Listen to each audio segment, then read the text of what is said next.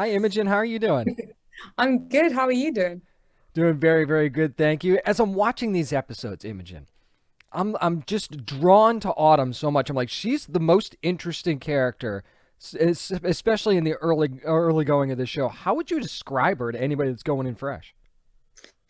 Um, I think she is someone who is burdened with curiosity. I think being curious is one of the greatest things you can be, but I think she's quite an extreme person, and I think it's sort of a she's an interesting experiment of a person to see what happens when you get too curious. Yeah.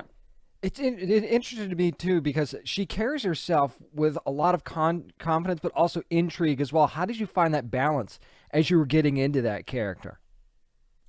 Yeah, there's like a recklessness to people like that, I think. And in the script, it was suggestive of who she'd been reading, philosophers and writers, and she certainly is a disciple of other people's mode of thinking.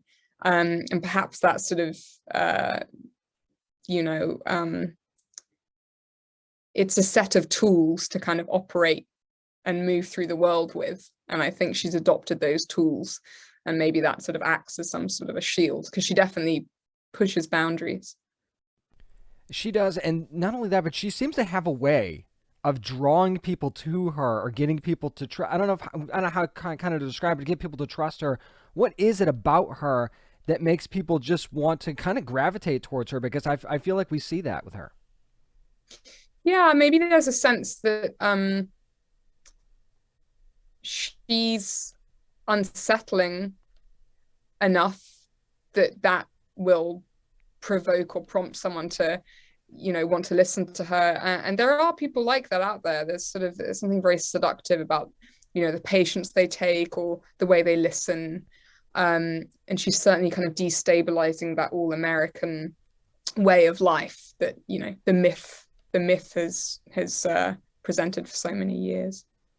She's definitely seductive in a very cerebral way too, which is that's a very good way to put it. I really love that. So you have some great scenes, Imogen, with Josh Brolin, especially in these first couple of episodes. What was it like kind of working with Josh so much?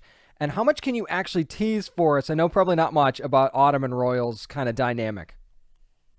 Well, I loved working with Josh. Not only is he just a beautiful actor, and our scenes together are always so fun and alive and unpredictable, but he's just he's just hilarious to be around. It's hard to keep a straight face. He's just super fun, and it's so cool to see an actor of his age and caliber still loving what he does, you know, really like loving getting the cast together, loving being at work, deeply kind person. And in terms of the dynamic between the two of them, I think a lot of the show is that chess game of figuring out why they have the dynamic that they do, and it should be unknowable and unnerving, and perhaps confronting for him about his past, and for her as well. So yeah, there's the show sort of delves into that. It certainly does, and you guys will find out when the first two episodes of Outer Range premieres on Prime Video on April the 15th. Imogen, thank you so much for taking the time to chat with me today. I appreciate it. Thank you. See you later.